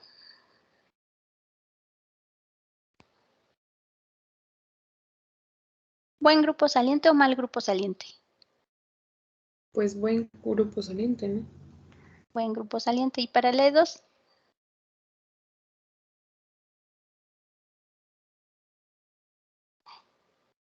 A ver, les pregunto, ¿el grupo saliente se queda en el producto? No. No. Entonces, lo tengo que eliminar, ¿no, chicos? Entonces serían los dos buen grupo saliente. Entonces, en los dos yo quiero, como lo quiero eliminar, quiero que sea un buen grupo saliente en los dos. Para que sea un buen grupo saliente, ¿cómo tiene que ser? ¿Una base fuerte o una base débil? Débil. Débil, porque una base débil es algo que es más estable. Exacto. Entonces yo quiero que mi grupo saliente sea un buen grupo saliente, o sea que cuando se elimine sea algo estable. Para que sea algo estable tiene que ser algo débil. Y entonces digo que mi grupo saliente tiene que ser una base débil aquí y una base débil acá. ¿Sí, chicos? Sí. Bueno. Ahora, en ambos casos yo necesito una base. ¿Por qué? Porque tengo que remover al hidrógeno que está en posición beta para las dos reacciones. Nada más que son diferentes los tipos de base que utilizamos. Para la E1, ¿cómo tiene que ser mi base? Pues puede ser débil porque no está involucrado en el paso lento, ¿no? Exacto. Como no está involucrada en el paso lento, puede ser una base débil. Aparte, es un ácido más fuerte el hidrógeno cuando está junto al carbocatión, porque el efecto inductivo es más grande que cuando se da de manera concertada. Entonces aquí puede ser débil y dentro de las bases más débiles que conozcan, ¿cuáles pueden ser allí? Piensen en una base débil. ¿Ahí entraría el cloruro? El ion cloruro, a ver, pensemos en otra. Muy bien, pero otra.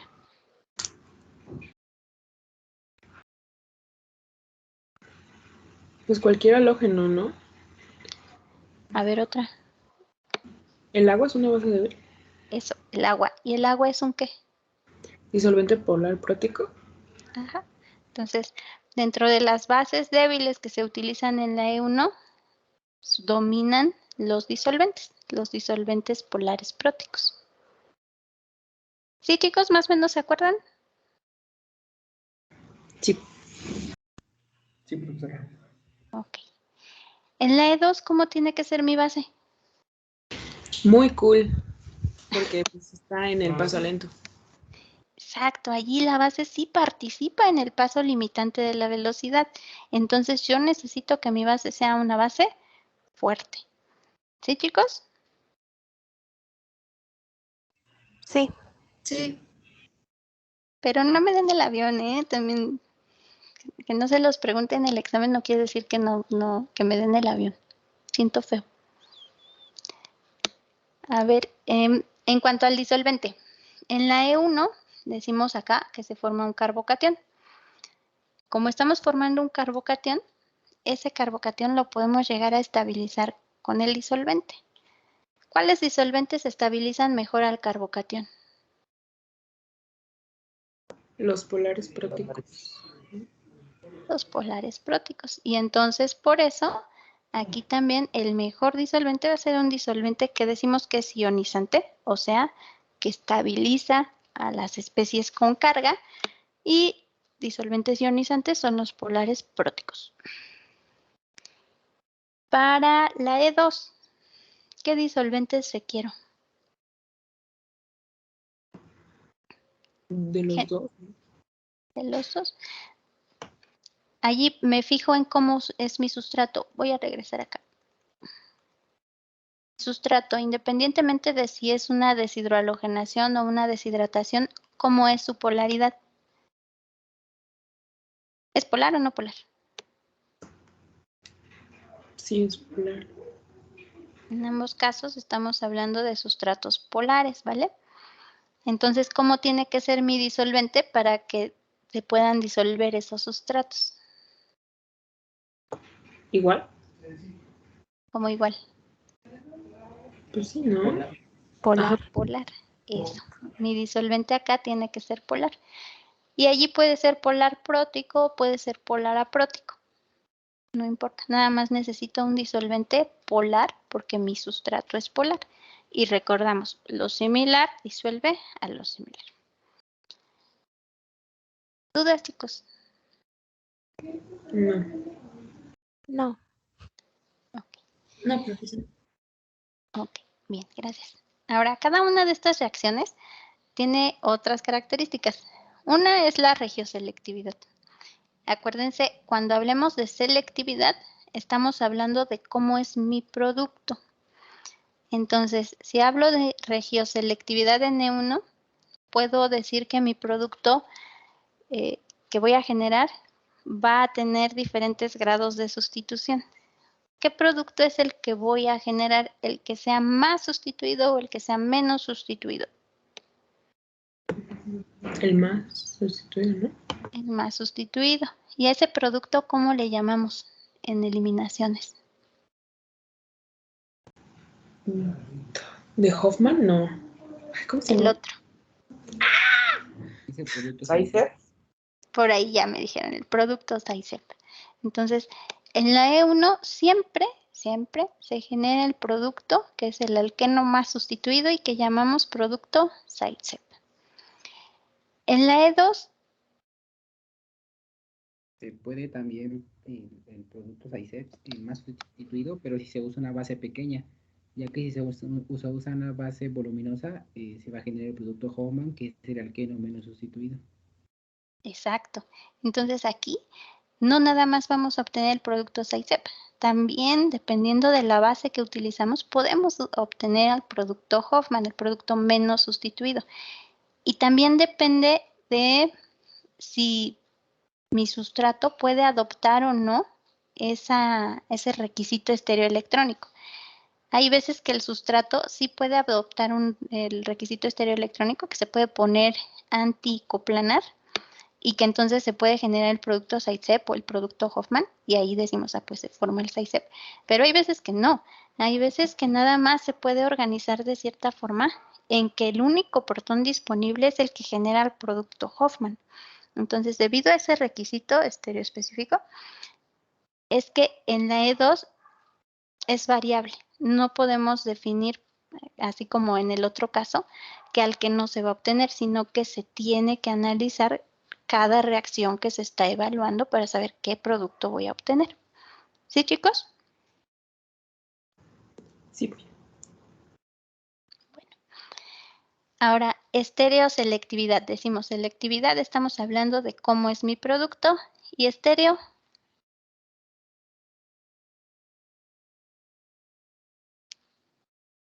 ¿Cómo es el producto en el espacio? ¿Cómo es en el espacio?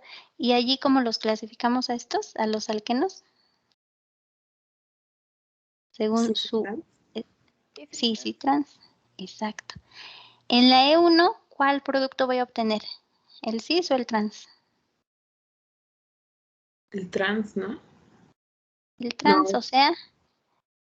Sí, el trans, o sea, el más... El más estable. Exacto. Para la E1, como se forma un carbocatión intermediario, allí no hay de otra. Siempre voy a formar el producto que es más estable, tanto por su grado de sustitución como por su distribución tridimensional, su estereoquímica. Entonces, obtengo al más sustituido y el producto trans va a ser el que predomine. En la E2,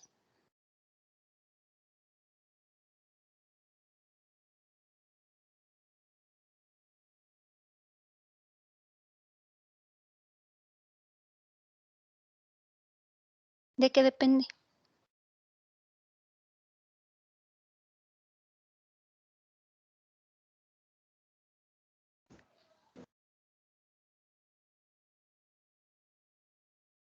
¿Siguen ahí, chicos? La posición de los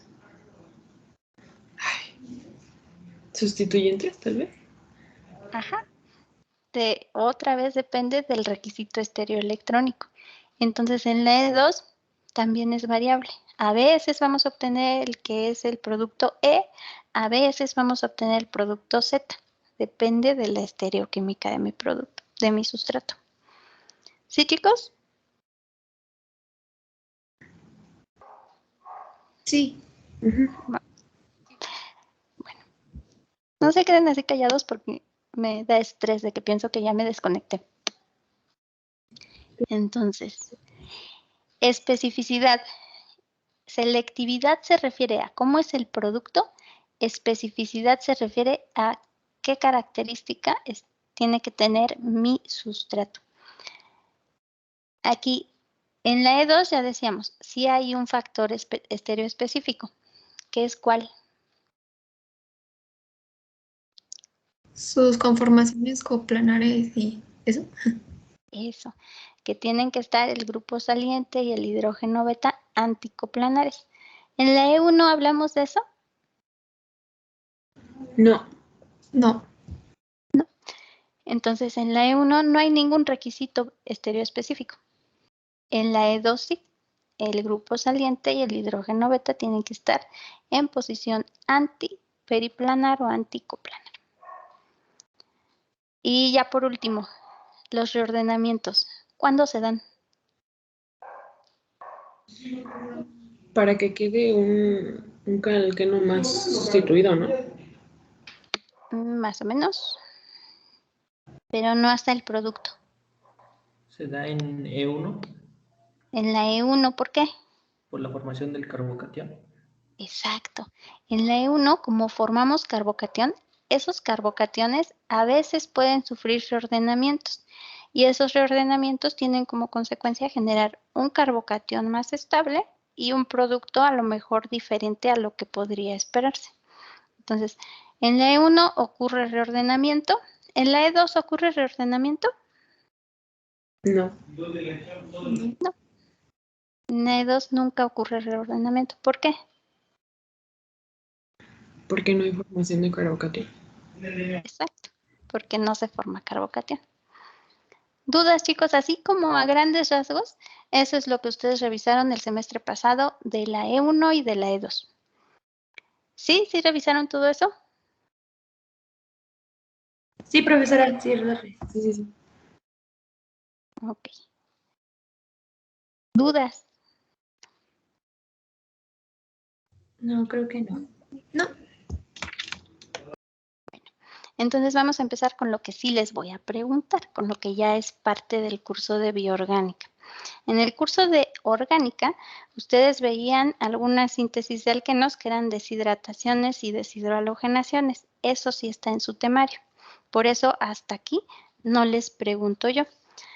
Pero acá el curso de bioorgánica empieza con reacciones de síntesis de alquenos y reacciones de síntesis de alquinos. Entonces, las que sí les voy a preguntar son las que no necesariamente vieron en orgánica.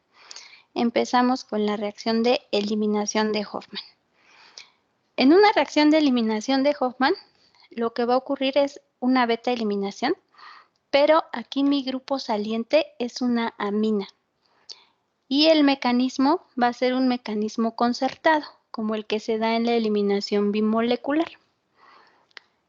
En este caso, la regioselectividad va a ser la opuesta a la que se observa en la E1. En la E1 siempre decíamos se obtiene el producto más sustituido. Recordamos, selectividad hablamos de cómo es el producto. Entonces, en la E1 siempre es el más sustituido. En la de Hofmann siempre es el alqueno menos sustituido. ¿Sale? La reacción de eliminación de Hofmann ocurre en 3 pasos. El primer paso es una metilación exhaustiva con yoduro de metilo. Entonces partimos de una amina, que puede ser una amina primaria, una amina secundaria, y le adicionamos yoduro de metilo en exceso. Eso va a ocasionar un proceso de metilación.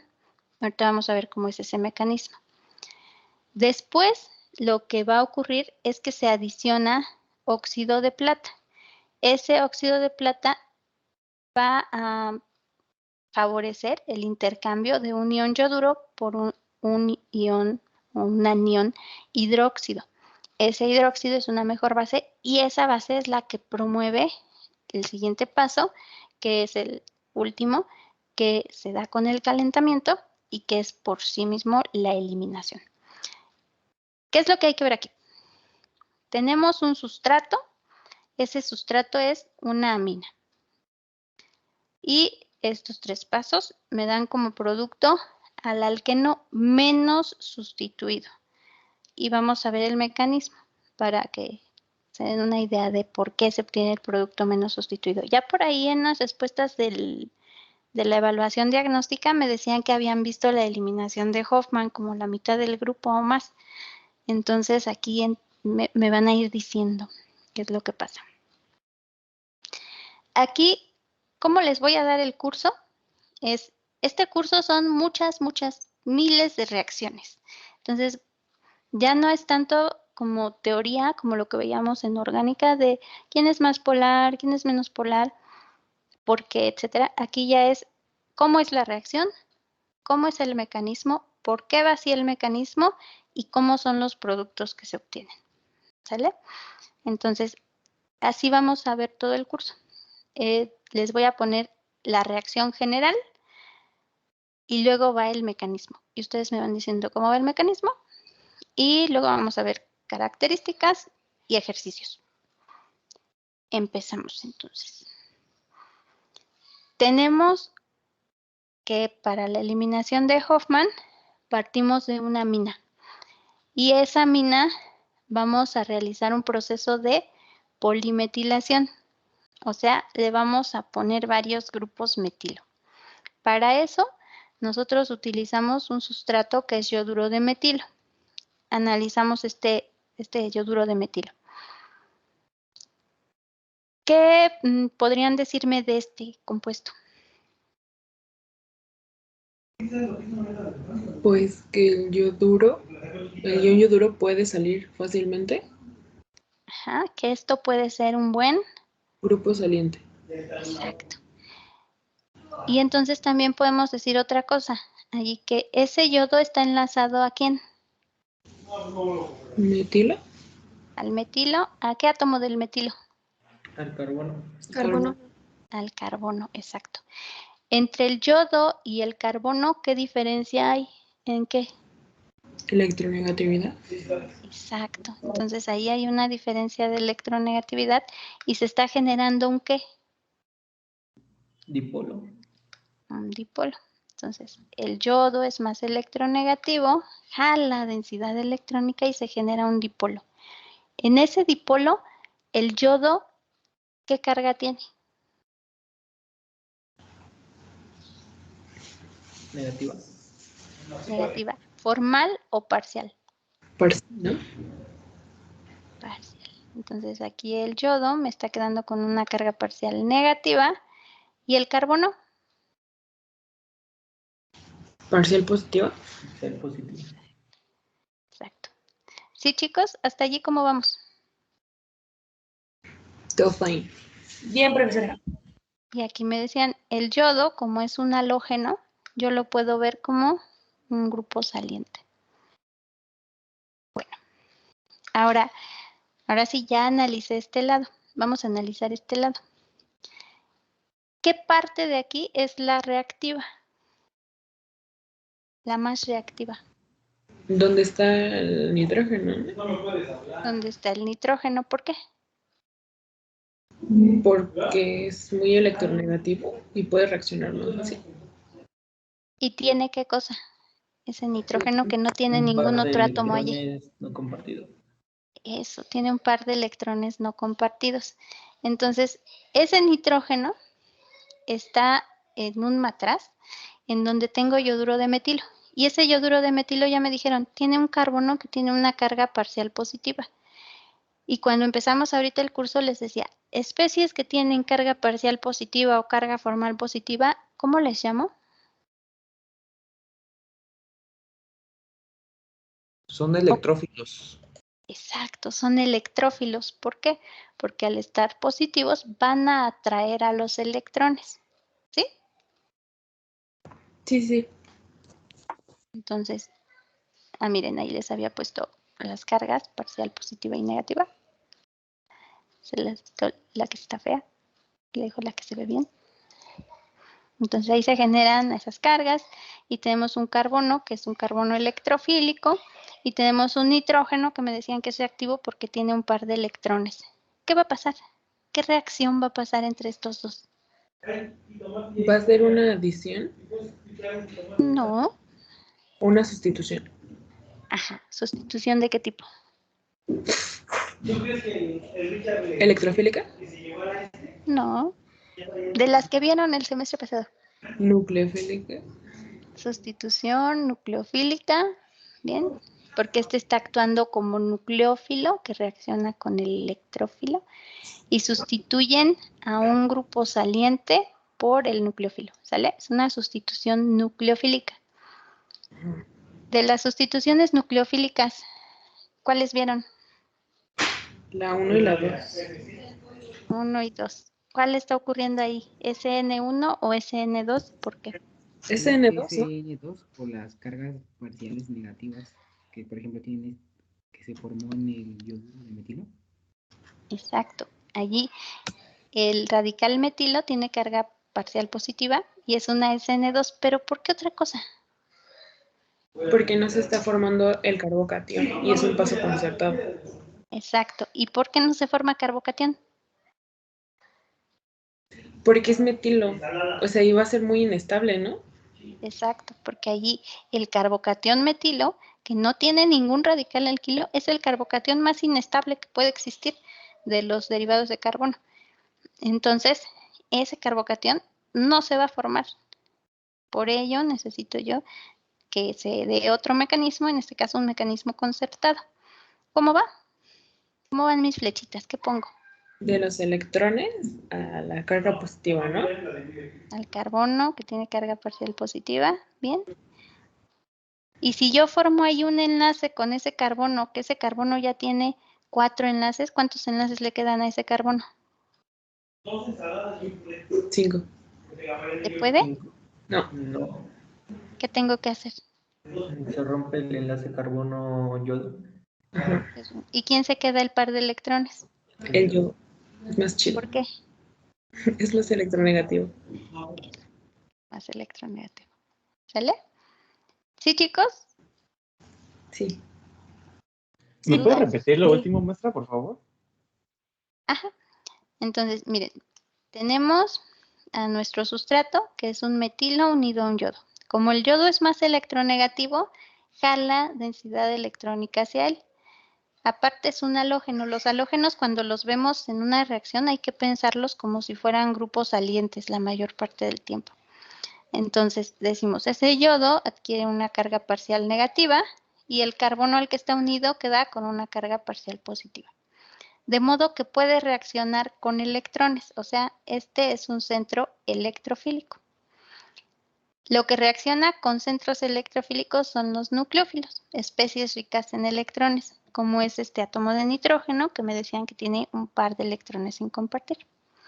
Entonces, el nucleófilo se adiciona al electrófilo, siempre de donde hay electrones a donde no los hay.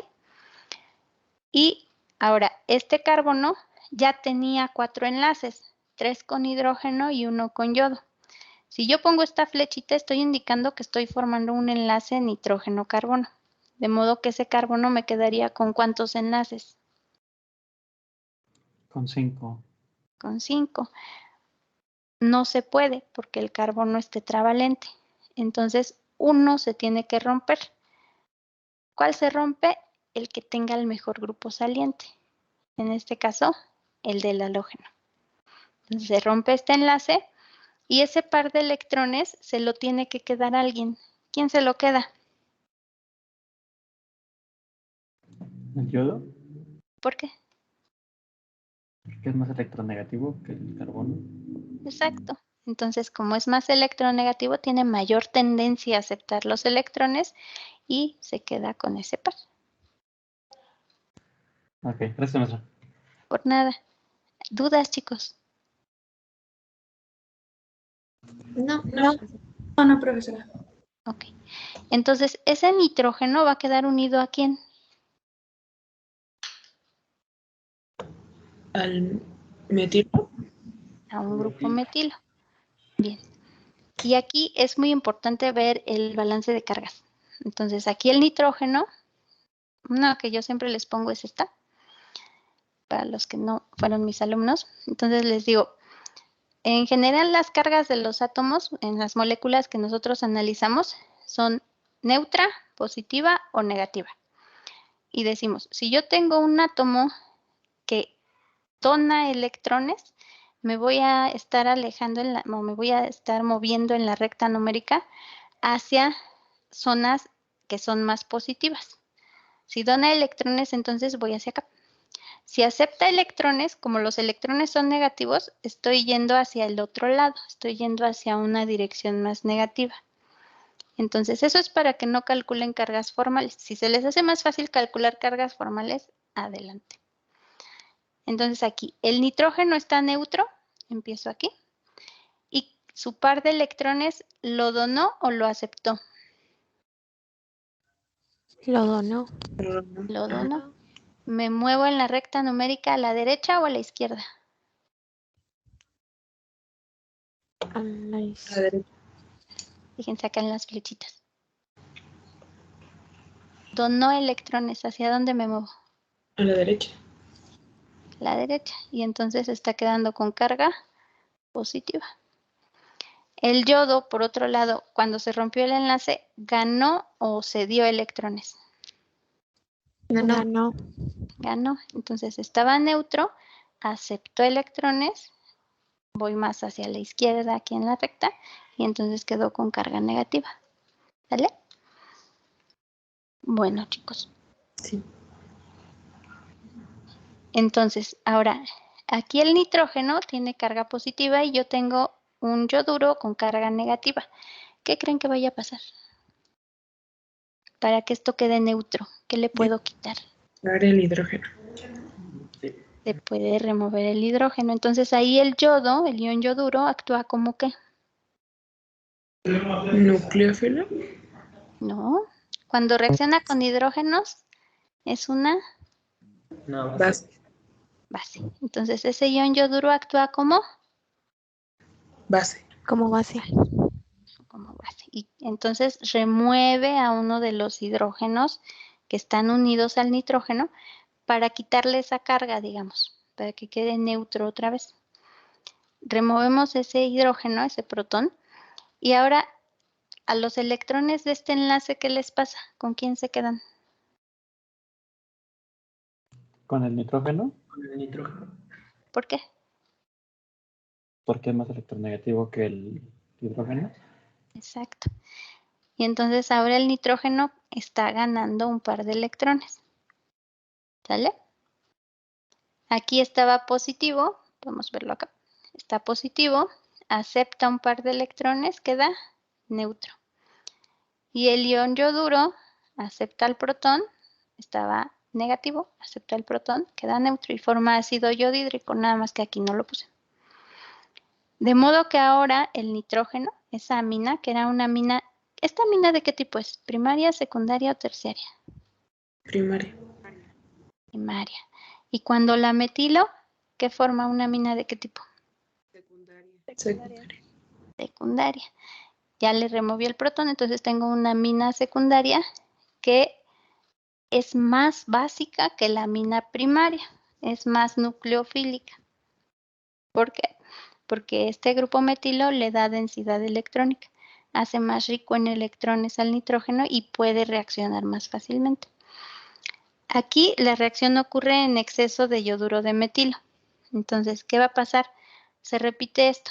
Tenemos al yoduro de metilo que tiene una carga parcial positiva, una carga parcial negativa, un buen grupo saliente y sigo teniendo a un nitrógeno con un par de electrones libres. ¿Qué pasa? Ustedes díganme. Pues lo mismo. Ah, pero dígamelo completito. El metilo sustituye el hidrógeno. Ajá. Pero dígame primero el mecanismo así, este cachito. Bueno, el par de electrones libres del nitrógeno reacciona con el metilo ya que tienen carga parcial positiva. Bueno, con el Bien. metilo, con el carbono. ¿Y eso ocasiona qué? La ruptura carbono-yodo. Ajá. ¿Y el par de electrones con quién se queda? Con el yodo. Con el yodo. Y formamos un compuesto ahora en donde el nitrógeno, ¿cuántos grupos metilo va a tener? 2. 2. ¿Y qué carga va a tener? Positiva, formar positiva. Exacto. Y unión yoduro. ¿Hasta ahí cómo vamos, chicos? Bien, Bien. profe. Profe, Creo que ya es la hora. Sí, gracias. Entonces, aquí le dejamos, pero más o menos yo creo que ya pueden saber cuál es el siguiente paso, ¿no? Entonces, le dejamos aquí y continuamos a partir de este punto el martes. Sí, Y Pi. cualquier duda me mandan mensaje. Vale, muchas gracias, profesor. Sí, profe, gracias. Gracias. Gracias. Cuídense, chicos. Gracias por su atención. Gracias por estar presentes acá en la reunión. Y que tengan bonito fin de semana. Cuídense mucho. Igualmente. Gracias, igualmente. Igualmente, Hasta luego. descanse. Igual, chicos. Bye. Yo siempre me quedo al final por si tienen dudas. Hasta luego, maestra, gracias.